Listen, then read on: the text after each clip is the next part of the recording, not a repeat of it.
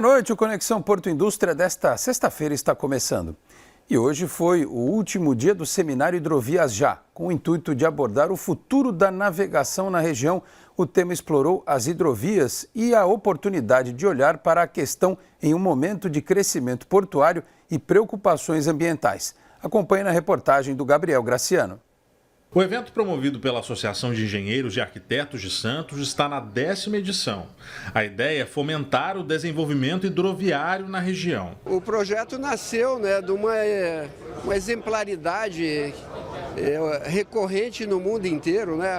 O hidrovias é o modal de transporte mais eficiente energeticamente, melhor descarbonização, maior capacidade de cargas. Foram 3 dias de palestras e outras atividades. Participaram a Autoridade Portuária de Santos, a Secretaria Nacional de Hidrovias e Navegação e outros setores da sociedade.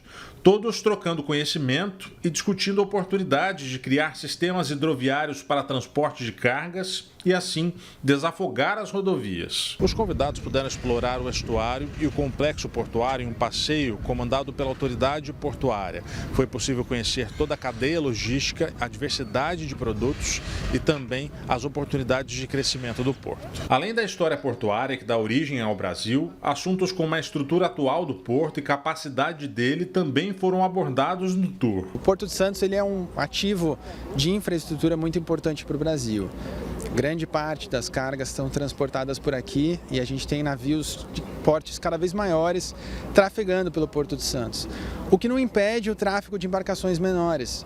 Na verdade, eles podem coexistir. Então a gente tem justamente esse potencial hidroviário que pode ser explorado, tá? E a gente incentiva justamente essa multimodalidade e o Porto de Santos ele é profissional nisso. A gente tem aqui um porto que opera de tudo, containers, a gente tem aqui granéis líquidos, granéis sólidos, a gente tem todo tipo de carga sendo operada aqui. E por que não de multimodalidade? Temos ferrovia, temos rodovia, nós temos dutos que operam e essa carga de transporte via hidrovia também pode ser uma alternativa. Tem que ser estudada, tem que ser com segurança, tem que ser eficiente, tem que coexistir com as demais cargas que são operadas e os meios de transporte também. Mas isso é algo positivo. O transporte aquaviário é menos danoso ao meio ambiente. Além de reduzir emissões de CO2, gás produzido pela queima de combustíveis fósseis de caminhões e carros, ele preza também pela manutenção dos mananciais e afluentes. Com o crescimento das operações portuárias, ele deve ser encarado como uma solução futura alinhada com a demanda e a sustentabilidade. Está se retomando a discussão do modo hidroviário porque ele tem uma possibilidade maior de economia de emissões, ele reduz as emissões de CO2, ele consegue dar uma resposta ambientalmente sustentável, e também leva as pessoas a rediscutir o próprio ambiente em que elas vivem. Porque à medida que você vai utilizando mais os rios, você começa a questionar por que meu rio está sujo? Por que a gente não pode fazer melhorias no nosso ambiente que vivemos? E nossa água que nós consumimos, a água que nós estamos aqui admirando, porque de beleza cênica nós temos. O que nós falta agora é um pouco mais das pessoas redescobrirem o modo e aí sim, junto com a Associação dos Engenheiros e Arquitetos de Santos, por exemplo, criar essa sinergia junto com as autoridades, a Companhia Docas de São Paulo de Santos, a Autoridade de Santos, junto com a Prefeitura de Santos e todos os outros municípios que estão aqui na Baixada Santista, para a retomada do modo. E a população faz parte importante, a população precisa de quê? Conscientização. Nós estamos fazendo 100 dias de uma Secretaria Nacional extremamente estratégica nesse momento e nós estamos nessa partida aqui para essa visita técnica, comemorando e saudando o Ministério dos Portos pela iniciativa de criar essa secretaria focada no desenvolvimento nacional. O Brasil não consegue crescer sem fazer essa integração e intermodalismo. E as hidrovias é o principal dos modais hidroviários e tem disponível 55 mil quilômetros de vias navegáveis para serem transformadas em hidrovias e ser explorada com complexos industriais. E agora acompanhe os destaques desta semana direto de Brasília, do Instituto Brasileiro de Infraestrutura e da Frente Parlamentar de Portos e Aeroportos.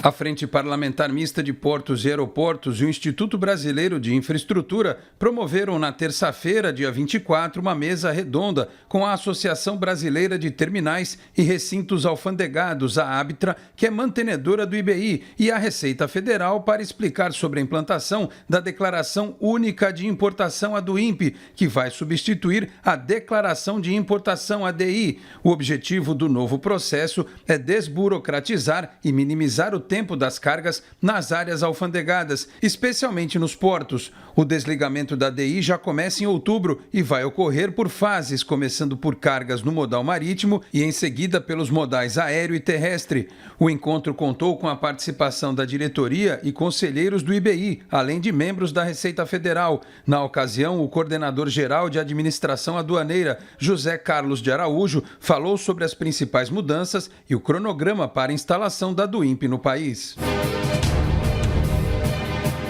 Já na tarde de terça-feira, foi a vez do Conselho de Administração do IBI realizar a reunião ordinária mensal. Na ocasião, foram aprovados novos associados. Também foi debatido o regimento interno dos comitês temáticos do Instituto Brasileiro de Infraestrutura.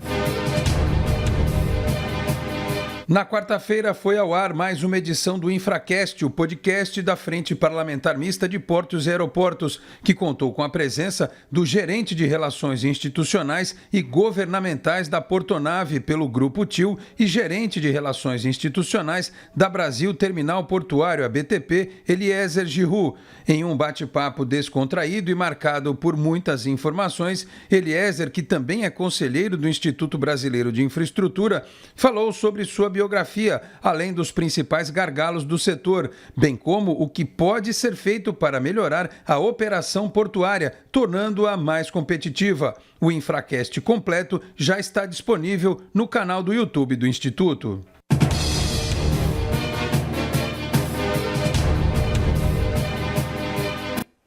E a Autoridade Portuária de Santos recebeu nesta quinta-feira a comitiva da Autoridade Portuária de Las Palmas, importante e estratégico porto situado nas Ilhas Canárias, na Espanha. O presidente da Autoridade Portuária, Anderson Pomini, e Beatriz Calzada Ojeda, presidente da Autoridade Portuária de Las Palmas, autorizaram estudos para a celebração de convênios e parcerias entre os dois portos.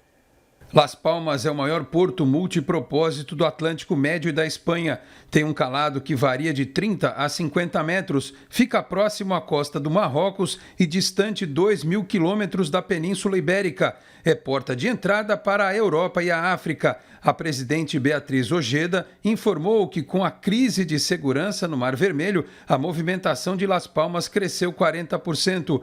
Beatriz Ojeda informou também que há expectativa de que Las Palmas seja incluído em novas rotas de navegação para navios vindos do Brasil, por ser um trajeto mais curto, o que reduz a emissão de carbono. Há ainda a vantagem de Las Palmas ter tradição no envio de cargas para a África, principalmente de alimentos e doações humanitárias. Afirmou que há uma média de 30% de perda das cargas relacionadas a doações quando o transporte não é realizado por especialistas em atender o continente africano. A comitiva de Las Palmas sinalizou ainda com as vantagens de empresas brasileiras que pretendam se instalar no arquipélago, formado por 8 ilhas e que tem 2 milhões de habitantes. O crescimento do mercado consumidor na África tem atraído empresas de vários países às Canárias. Os impostos cobrados na Europa continental estão em cerca de 25% e nas Canárias, considerada Zona Franca, são da ordem de 4%. O porto de Las Palmas recebe 3 milhões de passageiros de cruzeiros por ano, mas considerando todas as ilhas do arquipélago, as Canárias somam 18 milhões de visitantes por ano. A Autoridade Portuária de Las Palmas é responsável por 5 portos e 2 marinas na ilha de Grande Canárias. Dentre as principais cargas movimentadas estão combustíveis, frutas e pescados. Las Palmas movimenta 1.200.000 TEUs ano e atende 510 portos em 135 países. Dispõe também de importante infraestrutura para reparos de navios, com estaleiros que servem à indústria petroleira e outros segmentos do setor. E o Conexão Porto Indústria desta sexta-feira fica por aqui. Nós voltamos na segunda-feira a partir das 7h30 da noite. Muito obrigado a todos pela audiência. Um bom fim de semana e até lá. Tchau, pessoal.